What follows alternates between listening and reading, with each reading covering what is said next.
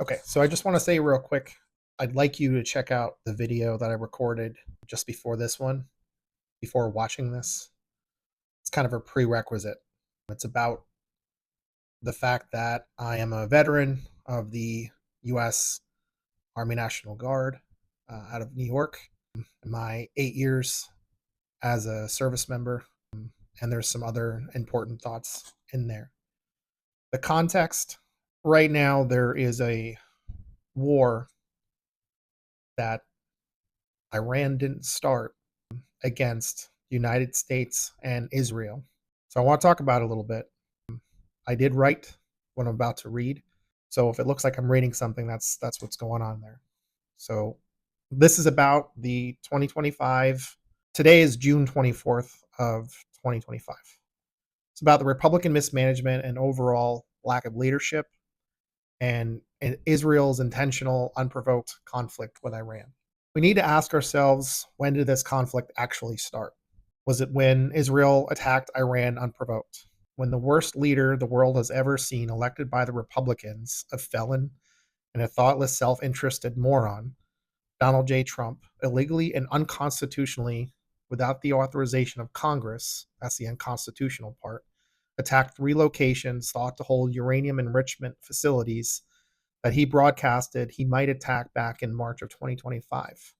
Or was it during his first term when he ripped up the historic JCPOA agreement that Democratic President Barrack Hussein Obama got signed by the P5+1?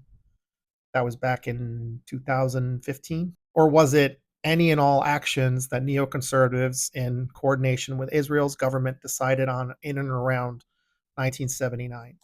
I don't know the answer to that, and I'm curious to hear what you guys think. What's happening right now? So missiles are being fired by Israel and Iran, including at U.S. bases. Qatar was recently involved in strikes. Trump lost his temper on camera, claiming he is disappointed in both Israel and Iran for violating the ceasefire that nobody seems to be very clear actually occurred. If this even happened, what is the purpose? To allow Israel time to rearm its offensive capabilities and defensive capabilities, only to break the ceasefire hours later, like we have seen throughout the conflict in Gaza. For those paying attention who recognize international law and the International Criminal Court of Justice's ruling that this is not a two-sided conflict regarding what's going on in Gaza. It's been ruled a genocide as well as an ethnic cleansing, and members of Israel's government leadership have global criminal arrest warrants. Yet, the U.S. still funds and arms Israel.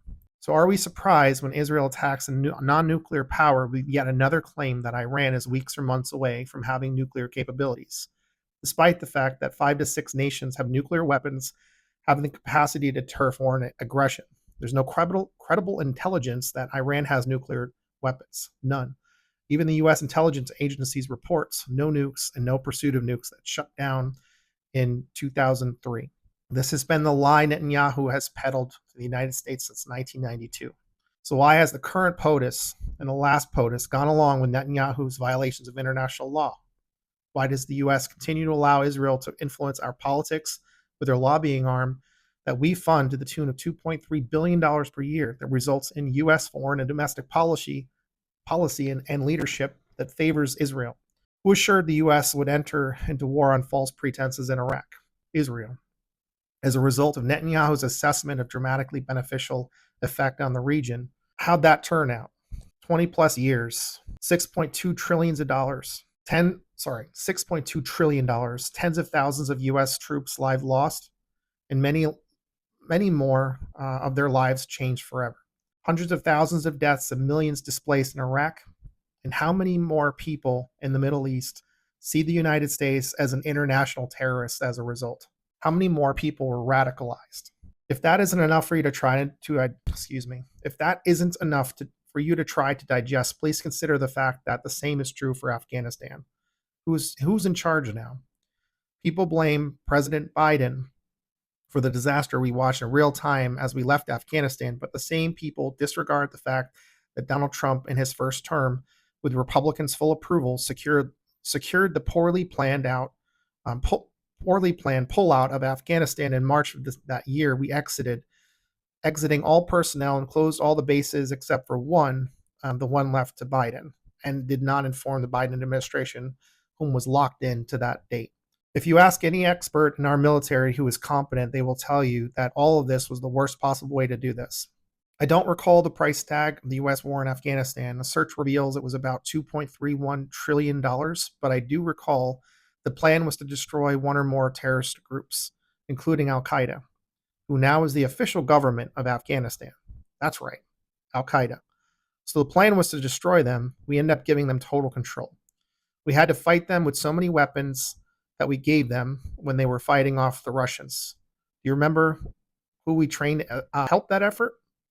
That's right, Osama bin Laden.